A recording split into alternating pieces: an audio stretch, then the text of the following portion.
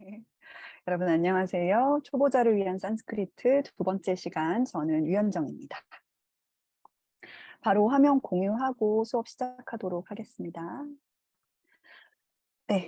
지난 시간 우리는 산스크리트가 어떠한 언어인가, 그리고 산스크리트의 모음과 자음, 그리고 특히 자음의 그 발성 위치, 그리고 이제 데바나가리 표기에 대해서 배워봤는데요. 우리가 이 표에서 아직 배우지 못한 두 개의 표기가 남아 있었죠. 바로 오른쪽 하단에 보시면은 어, 요 두 개의 표기인데요. 먼저 위에 있는 이것부터 보도록 하겠습니다. 이것은 아누스와라라고 하는 표기입니다. 지금 글자를 보시면 동그랗게 점선으로 되어 있는 부분, 그리고 그 위에 점이 찍혀 있는데요. 바로 이렇게 동그랗게 되어 있는 부분에는 다른 글자가 들어간다라고 생각을 하시면 되겠습니다. 그리고 그 위에 점을 찍음으로써 이 표기를 해주는 것인데요. 아누스와라라고 하는 것은 그 문자 그대로는 그냥 뭐 뒤따르는 소리 정도가 될 텐데, 일단은 독립적으로는 이게 쓰이지는 않지만 다른 글자 위에다 이렇게 점을 찍어 줌으로써 모음 뒤에서 그 비음, 그러니까 약간 콧소리를 만들어주는 그러한 역할을 하는 글자가 바로 아누스와라라고 할 수가 있겠습니다. 그리고 아래쪽에 있는 요 표기 같은 경우에는 우리가 위사르가라고 부르는데요. 이 위사르가는 미스리츠라고 하는 요 어근에서 나왔습니다. 이제 스리츠라고 하는 것 자체가 무언가 이렇게 옮겨 있는 것에서 탁 풀어주는 의미를 가지고 있습니다. 그래서 위스리츠 하면은 뭔가를 놓아주다, 뭐 풀어주다, 보내다, 뭐 이런 의미를 가지고 있는데, 이 위사르가 같은 경우에는 이 문법적으로는 아누스와라와 마찬가지로 독립적으로 쓰이는 것이 아니라 어떤 글자 뒤에 붙어가지고 이것이 기음의 그러니까 약간 내심 소리라고 할 수가 있겠죠. 이 목구멍에서 하는 요 소리를 내주는 것을 얘기를 합니다. 데바나가리 표기를 할 때에는 이렇게 마찬가지로 이렇게 동그랗게 되어 있는 요 부분에는 다른 글자가 들어가고요. 뒤에 우리 마치 콜론 표시하듯이 점 두 개를 뿅뿅 찍어주게 되면은 이것이 바로 위사르가 표기가 됩니다. 그리고 이거를 로만자로 표기를 할 경우에 아누스와라는 M 밑에다가 이렇게 점을 찍어가지고 표시를 해주는데요. 사실 이 쓰는 사람에 따라서 표기 방식이 조금 차이가 있습니다. 그리고 요거 아누스와라 같은 경우에는 이제 아누스와라 자체에도 상당히 긴 어떤 그 역사적인 논의들이 있었기 때문에 우리가 여기 이 자리에서 그 논의까지 할 수는 없겠지만, 적어도 본 강의에서는 이 아누스와라의 로만자 표기를 M 밑에다가 점을 찍는 것으로 통일해서 얘기를 하도록 하겠습니다. 그리고 이 아누스바라 같은 경우에는 특히 이제 단어 안에서 쓰일 때 이 아누스바라에 해당되는 그 부분에 뒤에 오는 자음과 동일한 바르가의 다른 비음이 들어가는 경우도 있어요. 특히 사전에서 이제 찾아보시게 되면은 뭐 아누스바라로 표기를 하는 경우도 있지만 자음에 그 해당 바르가의 비음이 들어가 있는 경우도 있습니다. 그래서 그런 다양한 바리에이션이 있기 때문에 그런 부분을 유의하시면서 보시면 되겠습니다. 그리고 비사르가 같은 경우에는 H 밑에다가 이렇게 점을 찍어서 우리가 로만자로 표기를 하고 있습니다. 자, 예를 한번 보시도록 할게요. 먼저 아누스바라의 예입니다. 우리가 앞서 배웠던 모음, 첫 번째 모음이죠. 라고 하는 단모음 아에다가 위에다가 이렇게 보시면은 점이 찍혀 있죠. 이렇게 점을 찍으면은 이것은 모음의 뒤에 아누스바라가 붙어서 앙이라고 하는 요 음가를 나타내는 것이고요.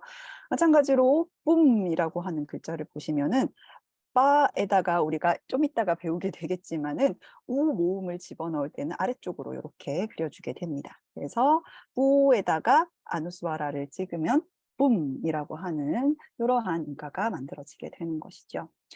그리고 마찬가지로 뒤에다가 이렇게 점을 두 개를 찍어주게 되면은 아하라고 하는 이 비사르가의 음가가 추가되는 것이고, 싸라고 하는 것은 싸 뒤에다가 점을 이렇게 두 개 찍어서 표기해 줌으로써 싸하라고 하는 이 음가를 나타내 주게 됩니다.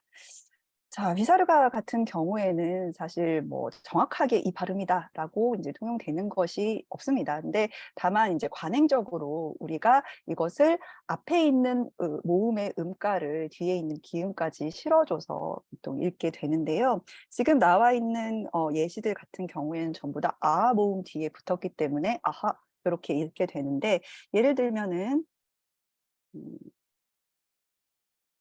이런 단어를 생각해 볼 수 있는데요.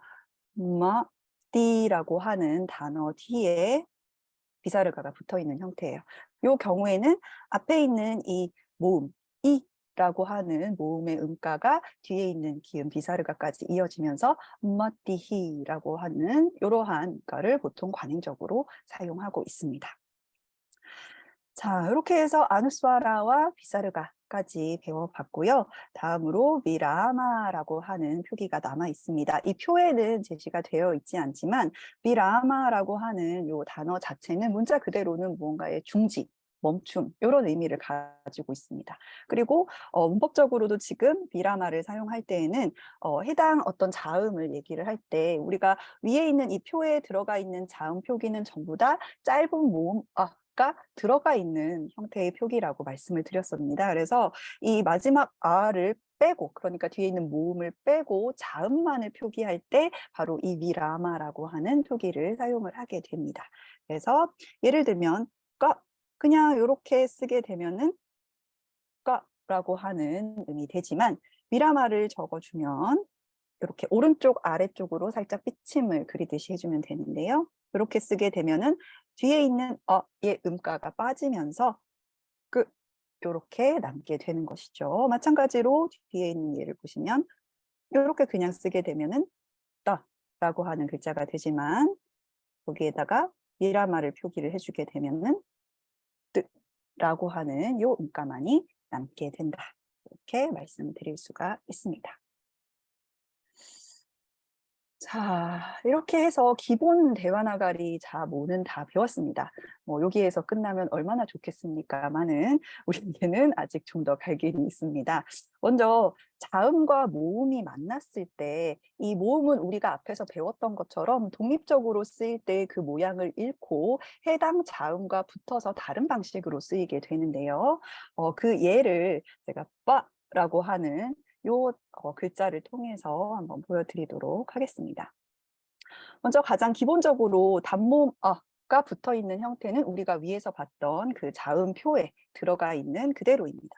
그래서 그냥 이렇게 써주시게 되면은 라고 하는 짧은 라고 하는 이 음이 들어가 있는 형태가 되고요. 여기에서 장모음 아를 붙여서 바라고 하는 이 글자를 쓰고 싶다라고 하면은 바 뒤에다가 새로 수직선을 하나 더 추가를 해주게 됩니다. 그래서 바에다가 그러니까 장모음을 나타내는 수직선, 그리고 이렇게 그려주시게 되면은 바라고 하는 글자가 만들어지게 되죠. 다음으로 이제 단모음 이 그리고 장모음 이의 경우인데요. 단모음 이가 자음에 추가되게 되면 해당 그 자음 앞에다가 수직선을 먼저 그려주시고요.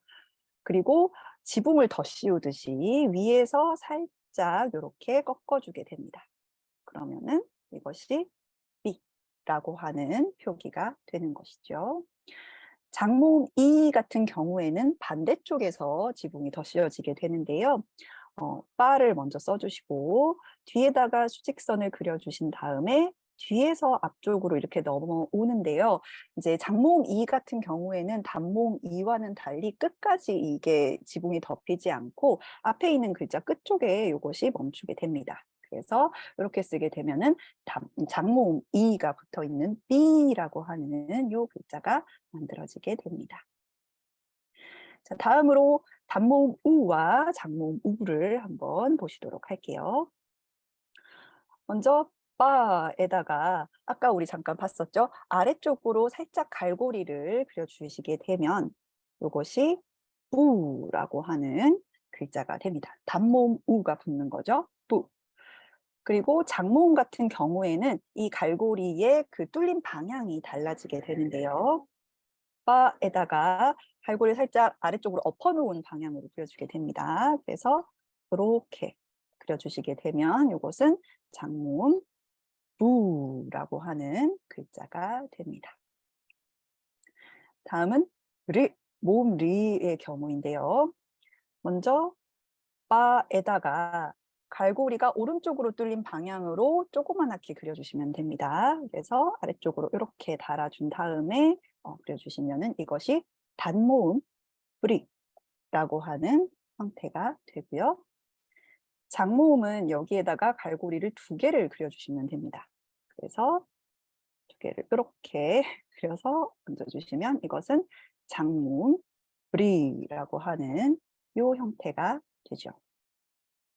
다음으로 모음 르 같은 경우에는 원래의 그 모음 르와 크게 다르지 않습니다. 바를 빈 다음에 모음 르를 아래쪽에 붙여주시고 이렇게 쓰게 되면 르라고 하는 형태의 가가 만들어지게 되죠. 여기까지가 단순 모음들, 그러니까 장모음과 단모음에 해당되는 것들이었고요. 그다음에 복합 모음의 표기입니다. 바에다가 위쪽에서 아래쪽으로 이제 약간 대각선 방향으로 삐침 표시를 이렇게 듯이 해주시고 막아주시면 빼라고 하는 에 모음이 자음 뒤에 붙어 있는 이러한 글자가 됩니다. 그리고 동일한 삐침 표시를 하나를 더 추가를 해주면은 아이라고 하는 아이 모음이 붙어 있는 그러한 표기가 완성이 되고요. 다음으로 오와 아우의 경우입니다.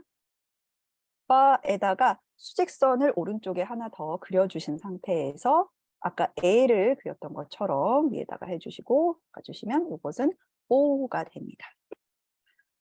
그리고 여기에 비침 표시를 하나 더 추가를 하게 되면 와우, 그러니까 아우가 붙어 있는 형태의 글자가 완성이 되게 됩니다. 자, 여기까지가 자음에다가 모음이 추가되었을 때 그런 다양한 대바나가리 표기라고 생각을 하시면 되겠습니다. 기본적으로 대부분의 글자들이 이 표기를 따르는데요. 물론 예외적인 약간의 변형이 가미되어 있는 표기들이 있습니다.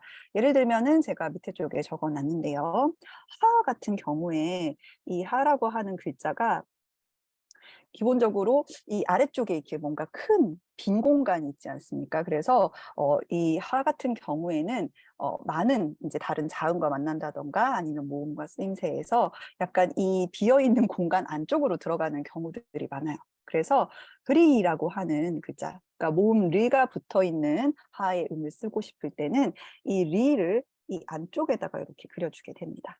그래서 이것이 그리라고 하는 글자가 되고요. 다음으로 라의 경우에 이게 반자음 중에 하나였죠. 라 이렇게 쓰는 것인데 라의 경우는 단모음 우와 장모음 우의 표기가 아래쪽으로 들어가는 것이 아니라 이 글자 사이에 들어가게 됩니다. 그래서 단모음 루 같은 경우에는 살짝 이렇게 들어가서 이것이 단모음 루가 되고요. 그다음에 장모음 같은 경우에는 라에다가 이 엎어놓은 표시가 좀 더 이제 길게 들어가게 되는 거죠. 그래서 요렇게 들어가서 이것이 루 장모음의 표기가 됩니다. 자, 이렇게 해서 자음과 모음의 결합의 그 데바나가리 표기에 대해서 알아봤습니다. 자, 지금부터는 자음과 자음이 만났을 때 어떻게 결합이 되어서 데바나가리가 쓰이는지에 대해서 한번 보도록 하겠습니다. 일단은 크게 2가지 경우로 나눌 수가 있는데요. 글자 자체에 그 세로 수직선이 포함되어 있는 글자들이 있어요. 그래서 지금 제가 쭉 적어놓은 이러한 글자들이죠. 까카, 가짜 시작해가지고 마지막 와에 이르기까지 이러한 글자들 같은 경우에는 일반적으로는 이 앞쪽 자음에 포함되어 있는, 그러니까 이런 글자에 포함되어 있는 수직선을 없애거나 아니면은 글자의 오른쪽을 살짝 변형시킨 다음에 후속 자음을 주로 오른쪽으로 붙이게 됩니다.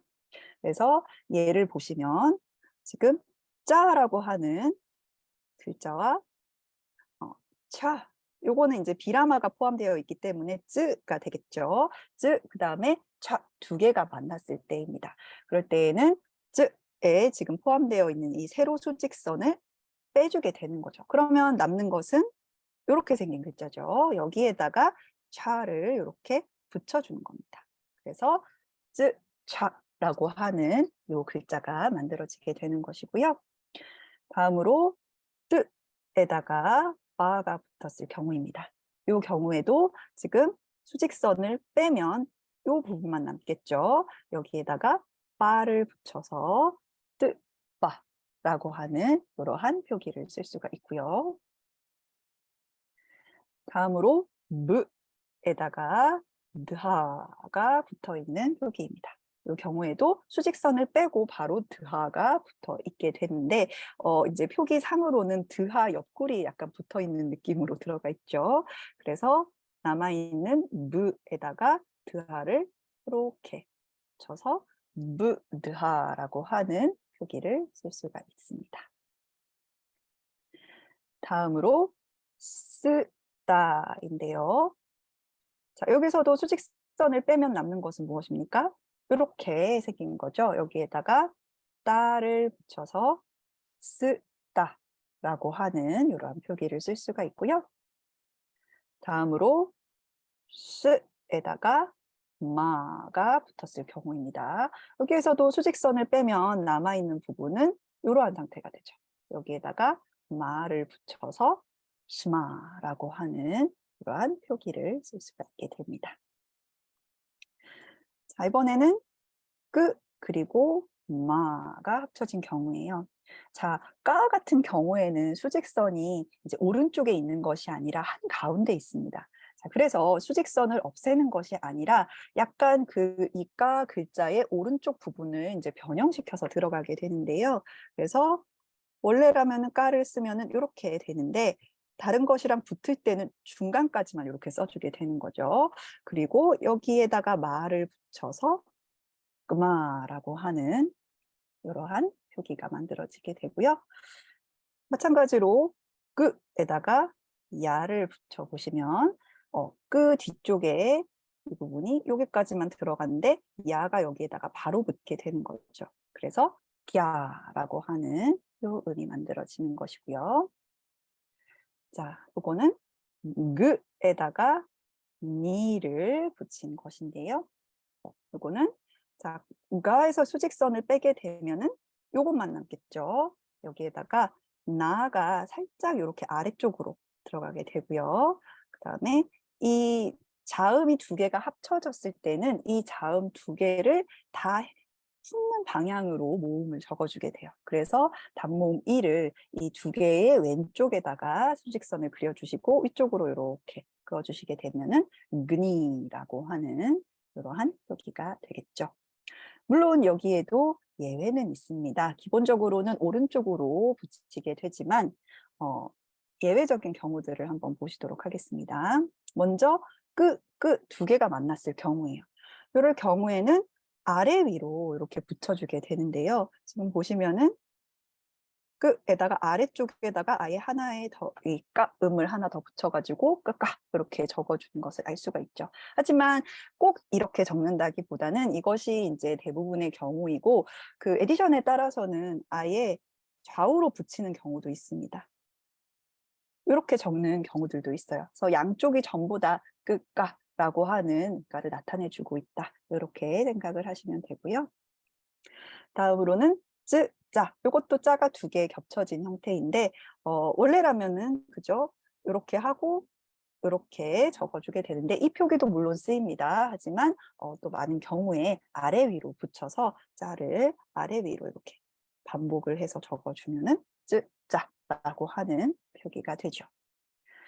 자, 다음으로 시 그리고 다가 만난 경우인데요. 시 같은 경우에는 이렇게 이제 수직선을 빼면 요 형태가 남는데 따라고 하는 것이 거의 여기에 딱 붙어서 표기가 되기 때문에 따를 이렇게 그려주게 되는 거죠. 따라고 하는 글자는 원래 이렇게 생겼지 않습니까? 그래서 따가 스에 거의 이제 딱 안긴 형태로 슈다라고 하는 표기를 해주게 되고요. 마찬가지로 요것이 붙었을 때도 동일합니다. 그래서 슈에다가 타라고 하는 거를 이렇게 그려서 슈타라고 하는 요 인가를 나타내 주는 것이죠. 자, 이것이 기본적으로 수직선이 포함되어 있는 이 글자들이 자음끼리 만났을 때 어떻게 변하는지에 대한 내용이었고요. 그 다음으로는 이렇게 글자 자체에 수직선이 포함되어 있지 않은 경우들입니다. 예를 들면은 나, 마, 차 해가지고 제가 이제 예시를 적어놨죠. 이러한 글자들의 경우에는 그 후속하는 자음이 주로 아래쪽으로 붙게 됩니다. 그래서 예를 들면 느에다가 느하 요두 개 다 자음이 붙었을 때 느라고 하는 것이 요렇게 되어 있는데 드하를 아래쪽으로 붙여서 요렇게 써 주는 거죠. 그래서 느하라고 하는 글자가 만들어지고요. 다음으로 에다가 까가 붙었을 때입니다. 그래서 까라고 하는 글자를 쓰고 싶다. 이럴 때도 밑에다가 까를 붙여서 하고 아래쪽에 까를 붙여주시면 까라고 하는 글자가 만들어지게 됩니다. 자, 그리고 라 같은 경우에도 아래 위로 이렇게 붙어 있는 것을 알 수가 있죠. 이것은 동일한 게 붙어 있기 때문에 이렇게 설명을 하지 않아도 될 것 같습니다. 그래서 라고 하는 이러한 문가를 표시해 주고 있는 것을 알 수 있습니다. 자, 다음으로 인제 그 자음에 라가 붙어 있는 형태도 인제 특수한 경우로 우리가 대바나가리 표기를 해 주게 되는데요. 이 해당 자음의 좌하 방향의 선 형태로 표기한다라고 되어 있습니다. 예를 한번 보시도록 할게요. 먼저 그라라고 하는 글자예요. 자, 가에다가 지금 어떻게 보면 라가 붙어 있는 요렇게 되는 거죠. 라. 요 두 개가 합쳐진 건데 요 경우에는 가 글자에다가 좌하 방향으로 그죠? 왼쪽 아래 방향으로 요렇게 선을 긋고 글자를 써 주시게 되면은 이것이 그라라고 하는 글자가 되고요. 마찬가지로 바에다가 왼쪽 아래 방향으로 이렇게 빗침을 써 주시게 되면은 으라라고 하는 글자가 됩니다. 마찬가지죠. 마에다가 기침을 써주면 브라라고 하는 글자가 되고요. 뜨라 같은 경우에는 딱히 지금 선이 없는 경우예요. 이런 경우에는 선을 만들어서 이렇게 살짝 적어주게 됩니다. 그래서 트라라고 하는 형태가 됩니다. 그리고 여기에도 이제 예외적인 표기들이 있어요. 예를 들면은 뜨라라고 하는 형태의 표기를 하고 싶다. 원래라면은 이 우리의 공식에 따르면 따에다가 이렇게 라를 그어주는 형태가 되겠죠. 그런데 문자가 살짝 변형이 되게 돼요. 그러니까 위에 있는 것이 살짝 짧아진다고 생각을 하시면 되겠죠. 그래서 이렇게 뜨라라고 하는 형태로 써주게 됩니다. 그리고 슈라 같은 경우인데요. 원래라면은 샤는 이렇게 생긴 글자예요. 그래서 요렇게 해야지 슈라라고 하는 것이 우리의 공식에 따르면 맞는 표기가 될 텐데 샤 같은 경우에는 다른 그 자음과 합쳐질 경우에 이 리본의 형태로 쓰이게 됩니다. 그래서 요것이 샤를 나타내는 형태예요. 그래서 슈라 요렇게 써주게 되는 것이죠. 다음으로 흐라. 제가 하 자음의 경우에는 많은 것을 그 뱃속에 품는다라고 했죠. 그래서 여기서도 마찬가지로 하라고 하는 것에다가 지금 라를 이 안쪽에다가 표기를 하고 여기서 닫아주는 것을 알 수 있습니다. 그래서 흐라라고 하는 것은 이렇게 쓴다 생각하시면 되겠어요. 자, 이번에는 르음이 앞에 있는 경우입니다. 어떤 자음 앞에 르가 올 경우에는 이 해당 자음 위쪽에 갈고리 모양으로 이 르음의 음가를 표기를 해주게 되는데요. 예를 들면은 자, 다르마라고 하는 단어가 있습니다. 이 다르마라는 단어에서 마 앞에 르가 와 있죠. 자, 이 경우에 마라고 하는 글자 위쪽에 있는 요 형태, 이렇게 갈고리 형태로 들어가 있는 것이 르의 음가를 나타내 줍니다. 그래서 실제로 이렇게 생긴 단어를 여러분들이 읽을 때는 다가 첫 번째로 읽고 르 두 번째로 읽고 마를 세 번째로 읽는 방식으로 우리가 글자를 파악하시면 되겠습니다. 그래서 다르마라고 하는 이 단어가 만들어지는 것이죠. 마찬가지로 아르타, 그렇죠? 그래서 그다음에 르, 타 이렇게 돼서 타라고 하는 글자 위쪽에 이렇게 갈고리 형태로 들어가 있는 것을 알 수가 있죠. 그래서 마르타 이렇게 쓴다 생각하시면 되겠습니다. 자, 이렇게 자음과 자음끼리 만나는 경우에는 많은 경우 이제 좀 불규칙한 형태로 이 글자가 만들어지는 경우들이 있습니다. 굉장히 많은 사실은 경우의 수가 있지만 우리가 이 모든 경우의 수를 살펴볼 필요까지는 없을 것 같고 자주 쓰이는 것들을 한번 여러분들께 보여드리려고 해요.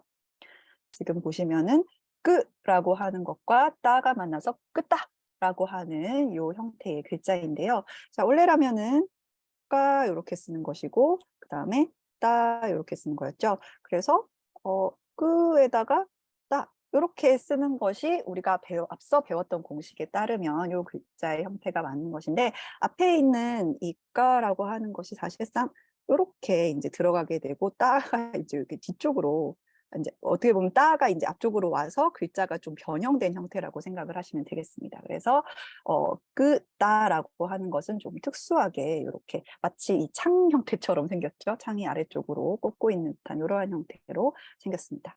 자, 그다음에 따가 두 개 겹쳐졌을 때인데요. 뜨다라고 하는 경우에도 원래라면은 요런 식으로 쓰게 될 텐데 뭐 요 부분이 좀 단순화된다라고 생각하시면 쉬울 것 같아요. 그래서 이제 수평선으로 들어가고 따가 요렇게 들어가서 뜨다라고 하는 형태가 됩니다. 그다음에 느마라고 하는 형태인데요. 자, 나에다가 드죠 정확하게는. 그다음에 마 두 개가 만났을 때 요것이 약간 이 나라고 하는 글자와 거의 합쳐지게 돼요. 그래서 드를 여기까지 써 주시고 마를 아래쪽으로 이렇게 해 주시면은 요것이 느마라고 하는 글자가 되고요. 그다음에 느야 요거는 기본적으로 아까 드마와 동일한 형태예요. 그래서 느를 여기까지 써 주시고 야를 밑에다가 바로 붙인다라고 생각하시면 냐라고 하는 글자가 되겠죠. 자, 자음이 두 개끼리만 붙느냐? 아닙니다. 자음이 세 개가 붙을 수도 있습니다. 그래서 오른쪽에 예를 보시면 느브야라고 하는 형태입니다. 그래서 느에다가 르 그다음에 야를 아래쪽에 또 이렇게 붙여주게 되면은 이것이 드르야라고 하는 세 개의 자음이 만나 있는 글자로 우리가 쓸 수가 있고요. 다음으로 느르야 마찬가지입니다. 무가 들어간 곳에 르가 들어가는데 우리가 아까 르를 표기할 때는 이렇게 좌하방향 삐침이라고 얘기를 했었죠. 그래서 드에다가 르가 들어가고 그다음에 야라고 하는 것이 들어가게 되면은 느리야 이런 식으로 글자가 만들어지게 됩니다. 그다음 굉장히 자주 쓰이는 형태의 인제 복합 자음의 표기인데요. 즈에다가 냐라고 하는 이제 두 개의 자음이 만난 형태입니다. 요 표기를 인제 읽는 방식은 사실상 뭐 지역이나 요런 거에 따라 달라지는데 이 각각의 음가를 다 살려서 즈냐라고 읽는 사람도 있고 혹은 냐라고 읽는 사람도 있고 혹은 냐라고 읽는 사람도 있습니다. 어느 발음이 뭐 꼭 맞다라고 하기에는 어렵고 사람마다 요렇게 달라질 수 있다 정도로만 생각을 하시면 되겠고요. 저 같은 경우에는 일단 즈의 음가를 살짝 포함을 해 가지고 즈냐 요런 식으로 많이 읽습니다. 그래서 즈, 냐가 만났을 때는 좀 특수하게 요렇게 약간 S처럼 이렇게 나가듯이 하고 요렇게 그려 주십니다. 그래서 즈냐라고 하는 형태가 되죠. 다음으로 슈와 다른 자음이 만났을 때인데 아까 우리가 슈라 배웠을 때처럼 슈 같은 경우에는 다른 자음이랑 만났을 때 리본 형태로 많이 들어간다라고 했습니다. 그래서 이렇게 리본 형태의 자를 밑에다가 써주게 되면 슈자라고 하는 글자가 되고요. 그 다음에 리본 밑에다가 와를 써주게 되면은 슈와라고 하는 글자가 되겠죠. 자, 다음으로 하와 다른 인제 자음들이 만난 경우인데요. 먼저 나입니다. 아까도 말씀드렸던 것처럼 뱃속에 많은 것을 품는 하 같은 경우에도 지금 여기 나 같은 경우가 하 안쪽에 들어가 있는 것을 알 수가 있어요. 그래서 하에다가 나를 여기다가 그려 주시고 이렇게 쓰게 되면은 나라고 하는 여기가 되고요. 마찬가지로 나라고 하는 이 건설음 나의 경우도 하 안쪽으로 이렇게 들어가 있는 것을 우리가 확인할 수가 있습니다. 자, 그다음에 마와 만났을 때는 요 가운데 부분에서 이어서 마를 써준다는 느낌으로 마 이것을 표기해 주시면 되고요. 야도 마찬가지죠. 야도 중간 부분부터 이렇게 이어져서 휘야라고 하는 형태로 써주시면 되겠습니다. 또 굉장히 자주 쓰이는 형태의 복합 자음인데 샤라고 하는 형태입니다. 그다음에 샤 두 개가 만나서 만들어진 형태인데 요거는 약간 우리 그 뭐죠? 앰퍼센드 엔드 표시랑 비슷한 형태죠. 그래서 샤라고 하는 이러한 형태로 생겼습니다. 그래서 샤 또는 좀 특수하게 변형된 형태라고 생각을 하시면 되겠고, 샤 같은 경우에는 다른 표기도 있습니다. 이렇게 써서 요것을 샤라고 읽기도 합니다. 에디션에 따라서 조금씩 차이가 있으니까 기억을 해 두시면 되겠죠. 자, 그리고 요렇게 대바나가리 여러분들이 연습을 할 때 좀 도움이 될 법한 사이트를 제가 참고 삼아 알려드리려고 하는데요. 음. 네. 지금 그 유니버시티 오브 브리티시 콜롬비아라고 해서 캐나다에 있는 그 대학에서 지금 산스크리트와 관련되어 있는 요 인제 내용들을 가장 기초적인 내용들을 정리해 놓은 홈페이지입니다. 그래서 여기 보시면은 데바나가리 포놀로지 차트라고 되어 있는 부분이 있는데 고쪽을 들어가게 되면은 요러한 인제 표가 나와 있습니다.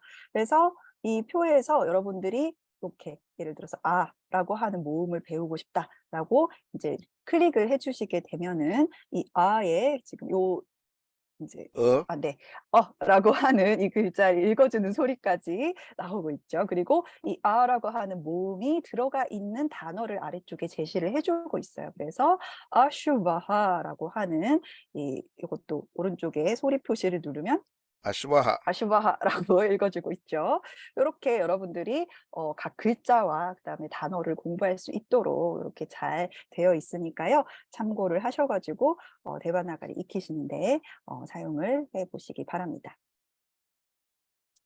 그리고 아까 아슈바하 같은 경우에는 거기서는 아마 그 폰트의 문제로 구현이 되지 않았는데 슈바하 요렇게 쓸 수도 있지만 우리가 배웠던 것에 따르면은 슈 요렇게 쓸 수도 있죠. 그래서 양쪽의 표기가 다 사용될 수 있다. 이렇게 생각을 하시면 되겠습니다.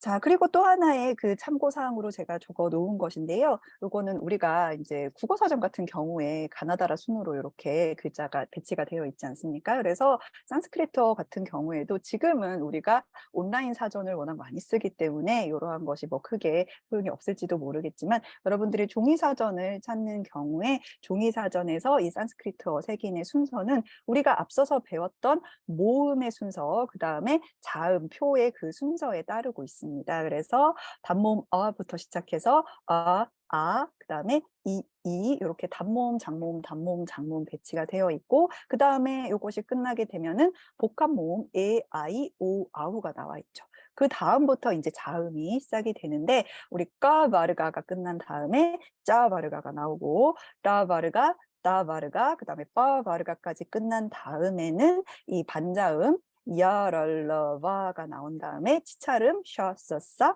마지막에 기음 하를 마지막으로 해서 이렇게 산스크리트 사전을 색인할 수 있는 순서가 정해져 있습니다. 그래서 여러분들이 종이 사전을 찾을 때는 요 인제 순서를 참고를 해서 기억을 하시면 되겠습니다. 자, 지금까지 인제 우리가 배웠던 이 데바나가리 표기를 한번 로만자로 인제 바꾸는 연습을 해 보도록 할게요. 자, 첫 번째 단어 먼저 보시겠습니다. 먼저 거에다가 밑에 요렇게 생긴 거는 제가 단모음 우의 표시라고 말씀드렸죠. 그래서 구가 되고 그다음에 라 같은 경우에는 우의 표시가 이제 예외적으로 쓰인다라고 했어요. 그래서 루 요렇게 되어 있고요. 그다음에 요 콜론 표시는 뭐였죠? 비사르가입니다. 그래서 구르후라고 하는 단어이죠. 자, 구루라고 하면 물론 여러 가지 뜻이 있습니다. 물리적으로는 무거운이라는 의미를 가지고 있기도 하고 우리가 흔히 이제 쓰는 말로는 스승, 선생님 요런 의미로 쓰죠. 자, 다음으로 뻐 그죠? 그다음에 요건 자음과 자음이 만난 경우죠. 바로 느에다가 마가 붙은 형태입니다. 느마. 그리고 마지막에 마가 쓰여져 있는데 비라마가 들어가 있죠. 그래서 무까지만 써주게 됩니다. 바로 badman이라고 하는 단어인데 많이 들어보셨을 겁니다. 바로 연꽃이라는 의미를 가진 단어죠. badman입니다. 다음으로 자, 마에다가 지금 좌하 방향으로 삐침이 있어요. 요거는 우리가 무라였죠. 그리고 오른쪽에 수직선이 하나 더 그어져 있을 때는 우리가 장음아라고 했습니다. 그래서 무라가 되고요. 다음으로 자음 두 개가 또 합쳐져 있죠. 하에다가 마가 붙어 있어요. 브라흐마가 되죠. 마지막으로 건설음에 해당되는 비음이죠. 너 그리고 비사르가가 들어가 있습니다. 브라흐마나하라고 하는 단어죠. 브라흐마나라고 하면은 우리가 뭐 브라흐만과 관계가 있는 이라는 뜻인데 사제 계급을 나타내는 우리가 흔히 뭐 브라민이나 바라몬이라고 쓰는 그러한 사람을 지칭할 때 쓰는 단어이기도 합니다. 그리고 브라만과 관계되어 있는 어떤 문헌 그러니까 브라흐마나를 지칭할 때 쓰는 단어이기도 하죠. 다음 단어 보실게요. 먼저 샤인데 수직선이 하나 더 있죠? 장모음입니다. 샤이고 그다음에 자, 요 글자 특이하죠? 이거는 싸에다가 쓰죠. 정확하게 쓰에다가 뜨라가 합쳐진 형태예요. 그래서 수직선을 빼고 이 뜨라 부분이 아래쪽으로 이렇게 들어가 있는 형태입니다. 그래서 샤, 스, 드라에다가 또 비라마가 포함되어 있는 죠그래서 샤스트럼이라고 하는 단어가 만들어집니다. 자, 샤스트럼이라고 하는 거는 우리가 흔히 뭐 논서 혹은 뭐 경서 이런 의미로 번역하는 단어죠. 문헌을 나타내는 단어입니다. 자, 다음 단어 보실게요. 싸에다가 장모음 우가 붙었죠. 그래서 수가 되고요. 그다음에 요거는 우리가 아까 복합자음에서 첫 번째 배웠던 것입니다. 끄다. 그리고 마지막에 무가 들어가 있죠. 쑥담이라고 하는 단어입니다. 자, 쑥다라고 하는 거는 흔히 뭐 찬가를 가리키는 일종의 찬가를 가리키는 말로 쓰이게 됩니다. 그래서 쑥담이라는 단어. 다음 단어 보실게요. 자, 요거는 으에다가 지금 야가 붙어 있죠. 그리고 장모음 아입니다. 위아에다가 그흐 그리고 좌하 방향 삐침 라죠. 그다음에 비사르가가 들어가 있습니다. 비아그라하라고 하는 단어인데요. 인제 비아그라는 동물 중에 호랑이를 가리키는 말입니다. 자, 호랑이만 나올 수 없죠. 다음 단어 보실게요. 자, 씨에다가 아누스바라 표기가 되어 있습니다. 싱 그리고 하에다가 비사르가가 들어가 있죠. 싱하. 자, 호랑이가 나왔다면 응당 사자가 나와야겠죠. 싱하는 사자라는 의미를 가지고 있습니다. 다음으로 자, 요 표기 기억하시나요? 마에다가 모음 리가 붙어 있는 형태예요. 무릭라는 글자가 되고 다음에 가가 붙어 있고 비사르가가 붙어 있죠. 그래서 무리가하라고 하는 단어인데요. 무리가하는 뭐 사슴 종류의 동물을 가리키기도 하고 이제 맥락에 따라서는 짐승 전체를 가리키는 단어로 쓰이기도 합니다. 그래서 무리가하라는 단어입니다. 그리고 네. 자, 그다음에 자, 요 글자는 무에다가 무가 합쳐진 거예요. 그래서 잠부인데 모음 우가 되어 있죠. 그래서 잠부가하입니다. 잠부가하. 잠부가하는 우리가 흔히 제칼이라고 부르는 그런 동물을 나타내는 단어예요. 다음 글자 보실게요. 무하에다가 모음 우가 붙어 있죠. 무이고요. 그다음에 자 그리고 가라고 하는 자음 두 개가 합쳐져 있는 형태입니다. 마지막 비사르가까지 이렇게 표기를 해주시면 부장가라고 되어 있는데요. 자, 부장가는 뱀을 가리키는 말이에요. 이거는 사실 복합어인데 부장가에서 이제 부자 하면 약간 꼬불꼬불 이런 의미고 가라고 하는 거는 우리가 가다라고 하는 동사 감에서 나와서 그러니까 가는 것을 가리켜요. 그래서 꼬불꼬불 가는 존재 무엇이겠습니까, 여러분? 바로 뱀을 가리키는 단어였죠.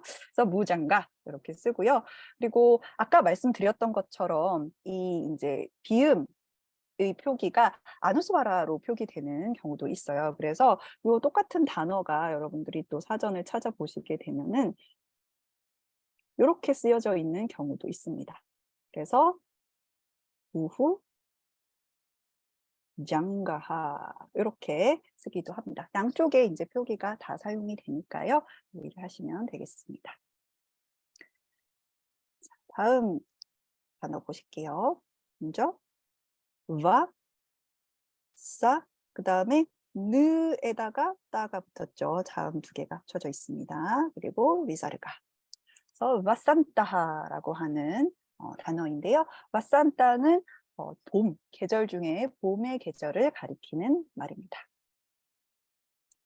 자, 다음으로 그라, 요거 좌하 방향 삐침 라였죠. 근데 모음이 뒤에 장모음 이가 붙어 있어요. 그래서 그리라고 하는 글자가 되고요. 그 다음에 마하라고 하는 표기가 됩니다. 그리시마하.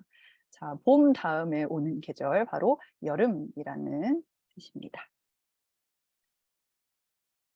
다음 단어 와, 그리고 요 갈고리 요게 두 번째로 읽어줘야 되는 거겠죠? 그래서 와르 샤 장문. 그래서 와르샤라고 하는 단어인데요. 와르샤 같은 경우에는 뭐 비가 내리는 계절, 바로 우기, 몬순 이런 거를 가리키는 단어가 됩니다. 자, 다음으로 샤, 라, 드 요건 비라마가 포함되어 있기 때문에 말을 써주지 않습니다. 그래서 샤랏이라고 하는 단어가 되는데 자, 그 다음 계절이 뭐겠습니까, 여러분? 가을이 되겠죠. 가을을 나타내는 계절이 바로 단어가 바로 샤랏이라고 하는 단어입니다. 다음으로 하에다가 지금 모음 에가 들어가 있죠. 해입니다.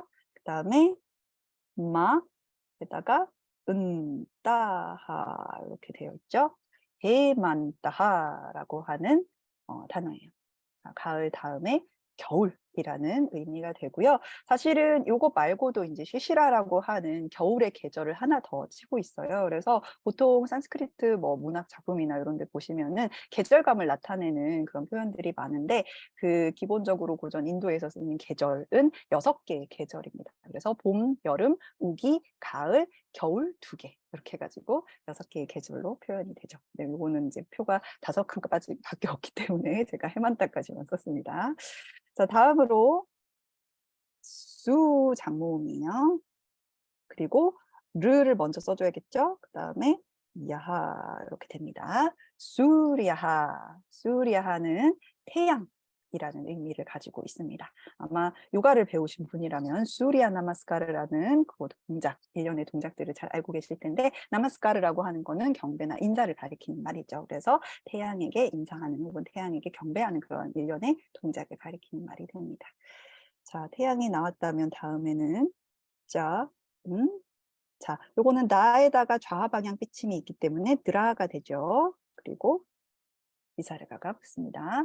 짠드라하, 짠드라하는 달이라는 뜻을 가지고 있습니다. 다음으로 차에다 요게 장모음 표시가 있죠. 그 다음에 야 마찬가지로 장모음입니다. 차야라고 하는 단어인데요. 차야 하면은 우리가 그림자 혹은 그늘을 가리키는 말이 됩니다.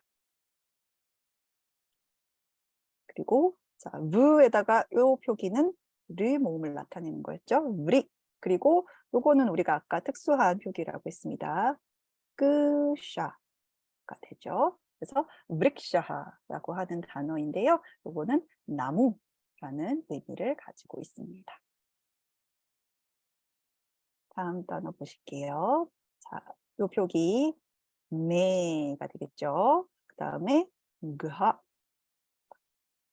이사를 가 이렇게 들어갑니다. 그래서 메가하라는 단어인데요. 메가라고 하는 거는 구름, 이제 구름 중에서도 특히 비를 머금어서 굉장히 이제 무거운 요 구름을 나타내는 말로 메가라는 단어를 사용을 합니다.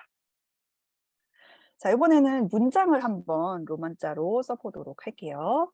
자, 요 이제 문장들은 제가 싸운다라 난다라고 하는 그 서사시에서 가져온 이제 문장입니다. 함께 한번 보도록 하겠습니다.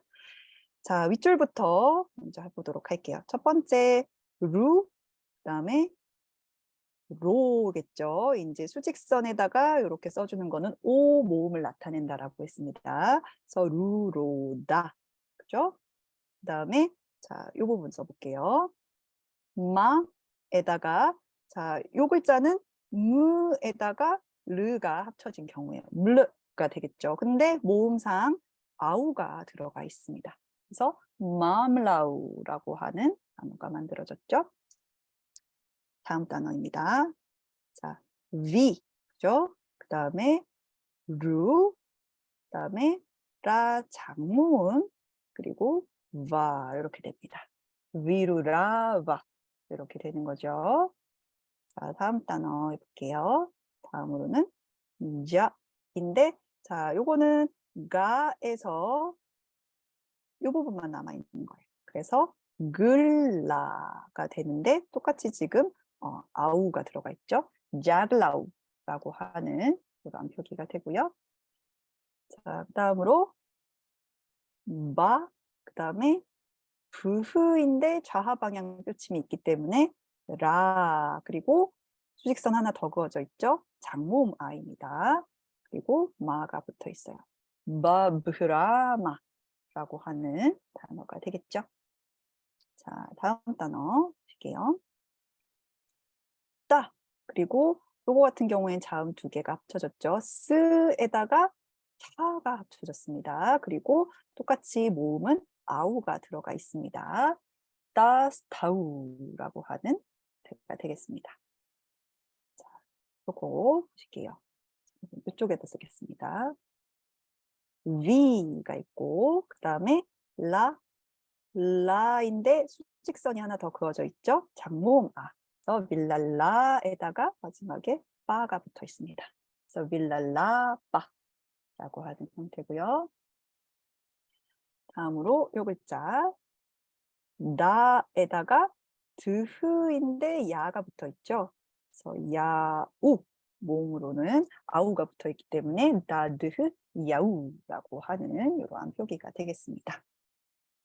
자, 그리고 지금 보시면은 이렇게 세로선이 그어져 있는 것을 보실 수가 있어요. 요것이 지금 제가 한 문장, 한 개송을 가지고 온 것인데, 보통 이렇게 개송해서 절반을 나타낼 때 쓰이는 표시가 이제 보통 단다 이렇게 해가지고 세로선 단다라고 부르는데요. 이 단다를 하나를 그어주면은 반송이 끝났다는 의미이고, 두 개를 그어주면은 한 문장이 완전히 끝난, 그러니까 한 개의 개송이 끝났다는 표시가 됩니다. 그래서 이렇게 생각을 하시면 되겠고요. 자, 두 번째 줄 계속 볼게요. 첫 번째 자, 그다음에 까인데 수직선이 하나 더 있기 때문에 장모음이 되겠죠. 짜까, 그다음에 마지막에 라가 들어가 있죠. 짜까라가 되겠고요. 다음으로 라인데 모음 오가 붙어 있습니다. 그리고 샤인데 아누스바라가 붙어 있죠. 그래서 로샴이라고 하는 이 형태가 되고요. 그다음에 위, 자, 까, 라고 하는 단어가 되겠습니다. 네. 다음으로 마 장모음이죠. 그리고 르와 야가 합쳐져서 이러한 형태로 쓰인 것을 알 수가 있어요. 그래서 말야인데 지금 점이 찍혀 있죠. 그래서 가누스바라가 들어가게 됩니다. 그래서 말얌이라고 하는 요 형태가 되고요. 다음으로 자, 그다음에 까이고 이 갈고리를 봐서는 이걸 먼저 읽어줘야겠죠. 짝가르, 그다음에 따가 됩니다. 짝가르따. 자, 다음 글자 볼게요. 와 이고 자, 요거 네. 요거는 와, 끄뜨라가 돼요. 자, 까가 지금 아까 우리 어디서 봤냐? 자, 끄다 생각나시죠? 끄다 같은 경우에는 따가 여기다 들어가 있는 거였어요. 그래서 요 자리에 또 다른 자음이 들어간다라고 생각을 하셨을 때 요 글자도 마찬가지로 지금 보시면은 끄가 요런 식으로 이제 생긴 걸로 들어가 있어요. 그리고 뜨라를 요 밑에다가 이렇게 적어준 형태라고 할 수 있겠죠. 그래서 막드라에다가 아누스바라까지 넣어서 막드람이라고 하는 형태가 됩니다. 다음으로 요 글자입니다. 위, 자, 까, 그다음에 르를 먼저 읽어줘야겠죠. 르, 샤 이렇게 되고요. 위자까 르샤. 마지막으로 와이고 요거는 아까 나왔었죠. 스트라가 됩니다. 와스트람 이렇게 해가지고 마지막에 W 단다까지 단다 2개가 그어져 있는 것을 확인할 수가 있습니다. 여기 미라마가 되어 있는 것에 유의하시기 바랍니다. 바스트라마가 아니라 바스트람에서 끝난다. 이렇게 생각을 하시면 되겠습니다. 자, 다음 문장 같이 한번 읽어보도록 할게요. 먼저 첫 번째 좀 앞에부터 써야겠네요. 따 장모음이죠. 그 다음에 와. 자, 요거 정말 난감하죠. 요거 어떻게 읽을까요? 자, 먼저 요거는 드, 느, 리를 표기한 것입니다. 무슨 말인지 아시겠나요? 자, 드 어떻게 씁니까? 다 요렇게 쓰잖아요. 그러니까 다에다가 지금 드가 붙어 가지고 또 이 다의 요 부분이 한 번 더 들어가는 거예요. 근데 리는 보통 해당 자음 밑에다가 또 요렇게 갈고리를 그린 거지 않습니까? 그래서 요렇게 마치 3개의 갈고리가 붙어 있는 것 같은 요런 느낌이 만들어지는 거죠. 그래서 따와뜨 느를 요렇게 되는 거예요. 그다음에 르하에다가 요렇게 아누스와라까지 따왓 느릿담이라고 하는 요런 단어가 만들어지게 됩니다. 자, 다음 글자 보실게요. 바에다가 느 그다음에 자, 요거는 드하였죠? 반드하 그다음에 나, 마 그다음에 요거 같은 경우에는 스뜨인데 앞에 요렇게 이 모음이 있죠? 그래서 요렇게 됩니다. 반다나 마스티가 되죠. 다음으로 그다음에 깨. 자, 선을 그어주고 이렇게 하면은 오가 되고 그 글자 위에만 이제 비침이 들어가 있으면 에 모음이었습니다. 그래서 앞에 거는 로가 되고 뒤에 거는 깨가 되는 거죠. 그다음에 나 들어가 있고요. 그다음에 다 장모음 라, 와, 그다음에 아누스바라, 다라밤이라고 하는 단어가 되어 있죠. 자, 다음으로 요 단어입니다. 옆에다가 쓰도록 할게요. 따 장모음, 그다음에 느, 따, 와, 마 장모음, 그다음에 이야, 싸에다가 아누스바라를 써주게 됩니다. 그래서 딴따밤 아야쌈이라는 단어가 나와 있습니다. 마지막으로 요거는 와 장모음이죠. 와. 자, 다음 문장 볼게요. 야 장모음에 와. 자, 요건 앞에 나왔던 거랑 똑같죠? 느드를 르함이 되고요. 그다음에 똑같습니다. 그다음도 만다남인데 반다남에다가 네죠. 지금 여기 보시면 반다남 네 따 드 에 데입니다. 바. 그래서 반다나 메타데바라고 되어 있고요. 그다음에 무. 자, 카 요렇게 쓰실 때 여러분 주의하셔야 됩니다. 요 글자를 보셨을 때 처음 인제 대화나가리 배우기 시작하시는 분들이 요것이 라바인 것으로 많이들 착각하시는 분들이 있어요. 라와 바를 마치 2개를 합쳐 놓은 형태가 인제 카이기 때문에 많이 헷갈려 하시는데 카를 쓸 때는 이게 거의 안겨 있는 형태로 쓴다라고 생각을 하시면 되겠습니다. 그러니까 두 개가 이렇게 딱 붙어 있으면은 요것이 카가 되죠. 그래서 무캄이라는 단어가 되고요. 자, 다음 글자입니다. 자, 라 장모음이죠. 그 다음에 끝이야. 여기다가 아누스바라. 그래서 락샴 이렇게 수가 있고요. 자, 다음 단어입니다. 라. 그 다음에 뒤에 거는 모음 이가 표시가 되어 있죠. 그래서 랄리에다가 따 그리고 아누스바라. 그래서 랄리땀이라고 하는 글자가 됩니다. 그리고 짜 요거는 단독으로 쓰여 있죠. 그리고 마지막 단어입니다. 와 장모음 그리고 자 요거는 까에다가 야가 합쳐진 형태예요. 그래서 끄야 와 꺄가 되겠죠. 와 꺄에다가 무까지 넣게 되면서 와꺄이라고 하는 이렇게 단어가 형성이 됩니다. 자, 어떠셨나요, 여러분?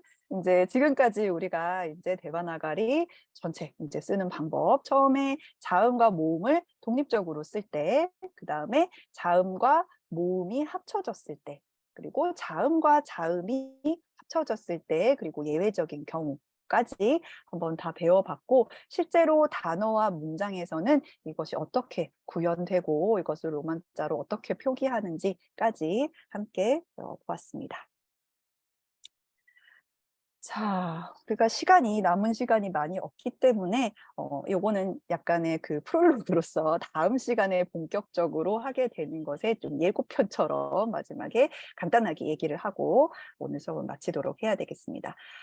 다음 시간에 우리가 이제 본격적으로 배우게 될 것이 산스크리트어에서 사용하는 그 품사들에 대한 내용입니다. 그러니까 개론적인 부분이라고 할 수 있을 텐데 우리가 산스크리트어의 품사를 물론 이제 기존에 우리가 알고 있는 어떤 문법의 구조에서 이해할 수밖에 없는데 기본적으로 우리가 들 수 있는 이제 품사들을 쭉 나열을 해보면은 명사, 대명사, 형용사, 그리고 동사, 분사, 그다음 부사, 불변하사 이런 것들을 이제 들 수가 있습니다. 근데 사실상 이제 부사와 불변하사는 그냥 불변화사라고 하는 그냥 범주에 넣을 수가 있어요. 왜냐하면은 명사류와 그다음에 동사류 같은 경우에는 명사는 격변화를 통해서 그다음에 동사는 활용을 통해서 그 어간에서 파생되는 형태가 굉장히 다양해지게 되는데 이러한 변화를 겪지 않는 것들을 통칭해서 우리가 불변화사라고 부르고 있기 때문이죠. 그래서 부사도 마찬가지로 말하자면 불변화사류에 어떻게 보면 속한다고 할 수 있는데